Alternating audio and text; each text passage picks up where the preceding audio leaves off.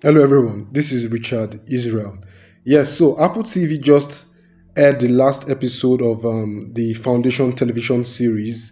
I believe a couple of days back. They just aired the last episode of season two, and very amazing series, very amazing show. The funny thing is, I've come across a number of people who don't actually consider the series that interesting, or I would say we don't even appreciate the level of genius it takes to write such an amazing show. And you won't actually blame most people. The storyline, the whole idea of the show of the series is quite confusing, and it can actually confuse a lot of people. When you're talking about the prime radiant, the vault, and the foundation, the whole everything that concerns this series can actually quite be very confusing for people, and which is why I'll be making two sessions on this. And for me to give a well detailed understanding of the show, I'll be conferring to biblical references, and I will also make references to to theories, to thoughts that haven't yet been explained by science, and I believe can't even be explained in the coming years. Yes, so mind you, before I begin, everything I'll be saying, I haven't actually read the book by Isaac Asimov. I haven't read it, so everything I'll be talking about is actually from the knowledge I've gotten from the show itself by watching the series. Yes, so the first thing I just want to talk about is the prime radiant. The prime radiant, I believe we all, the show actually centers around the prime radiant. The prime radiant is this four-dimensional device created by Ari Seldon to predict the future and the decisions of the human race. It uses the device makes use of psychohistory, and I believe psychohistory is a form of science that deals with history, sociology, mathematics to arrive at this prediction. So this is exactly what the prime radiant is. It is a device. It's a four-dimensional device created by Ari Seldon to I don't really think Ari Seldon is I don't want to call him a protagonist. It looks like he's not an antagonist, so he's somewhat of an, should I call him an anti-hero? All right, that's that. So the prime radiant is a four-dimensional device. He uses mathematics, sociology, and history to arrive at these predictions, and that is exactly what the prime radiant is. Now, a very amazing thing about this radiant is that naturally the prime radiant should not exist, because like he said, the prime radiant is a four-dimensional object, and for the fact that we exist in a three-dimensional world, we are only and right now we humans, we are only able to perceive shapes, perceive reality in three dimensions, which is I believe it is width, height, and length. So the prime radiant, basically what it does, it breaks the laws of nature in that universe. It is a four-dimensional device existing in a three-dimensional world, which is why Ari Seldon is able to interact with time through the radiant, which is how he's able to predict certain decisions humanity will make in the coming years. So we can say, I would like to say the prime radiant is I'll say the fourth dimension that comprises of the prime radiant is the awareness and consciousness of time. And I would say time in the past, time in the present, and time in the future, which is exactly the ability Ari Seldon had, and that was what made him so dangerous to the Galactic Empire, because naturally that ability should not exist, and that made him a threat to the survival of the Galactic Empire, to day, to dusk, and dawn. So imagine a world where imagine Superman living with humans. So in a way, that device gave him the ability to be above the Galactic Empire, and Harry Seldon saw the Galactic Empire as a threat to humanity. I won't say as a threat, but he saw that empire as one that should not exist.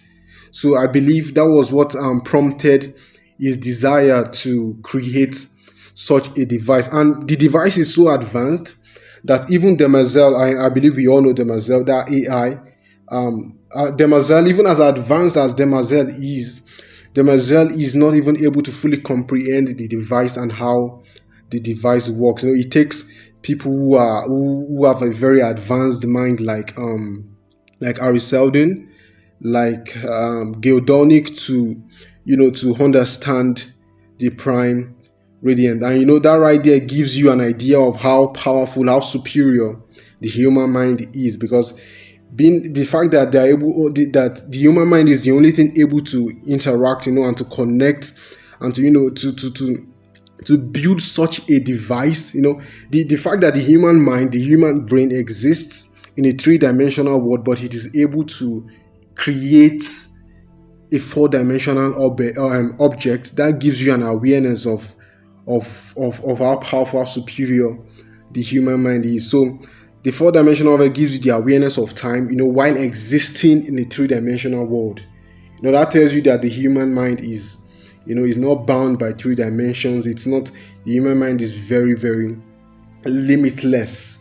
So the human mind can tap into a number of dimensions, like we can see in that in Foundation, in the series where Harry Seldon created the prime radiant. And I would really love to go into the human mind and the whole thing, but that will be a story for another time. Yes, one more thing I would like us to take a look at is Interstellar. I believe a lot of us, or a good number of us, have seen Interstellar, the movie by Christopher Nolan. And if you remember, towards the end of the movie, Cooper, which is the protagonist of the movie, Cooper found himself in a space, in a Tesseract, where he was able to not just, he wasn't just aware of time, he wasn't just conscious of time as a whole in that space. He was also able to interact and to influence time. Time in the past, time in the present, and I believe time in the future. That Tesseract was a five-dimensional. Should I call it a device? Let me call it a device, because it was as if Cooper was inside it, the same way Ari Seldon's mind was locked in the prime radiant. So the prime radiant is a four-dimensional device which gives the user an awareness and consciousness of time. But the Tesseract in Interstellar is a five-dimensional device which gives the user not just an awareness of time, but the ability to influence time. So I believe there is a very strong correlation between Interstellar and Foundation, because from the looks of it, the Tesseract is an advanced prime radiant, because primarily the prime radiant is four-dimensional, but the Tesseract was five-dimensional. So the Tesseract is an advanced prime radiant. And I believe towards the end of the movie, Cooper made mention of the fact that he actually doesn't believe those bulky beings that they were seeing. Those bulky beings were not aliens.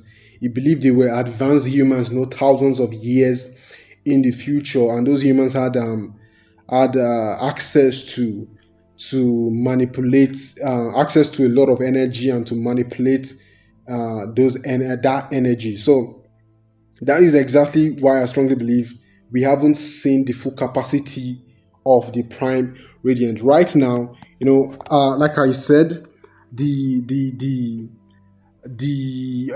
knowledge I have on Foundation is what I've seen from the show. I haven't read the book. Yet. So I actually believe in season 3 we will see a more advanced ability of the prime radiant in the series. Yes, this is where it might get a bit religious, because I said at the beginning that I'll be bringing up biblical references and connecting it to the prime radiant and the Foundation series as a whole. And I strongly believe the prime radiant is the spirit of prophecy made tangible, because later on down the line we saw that Harry Seldon was referred to as the prophet. So yes, this is the first session. Make sure I'll be dropping a link in the comment section. Make sure you listen to the second session. All right, guys, take care.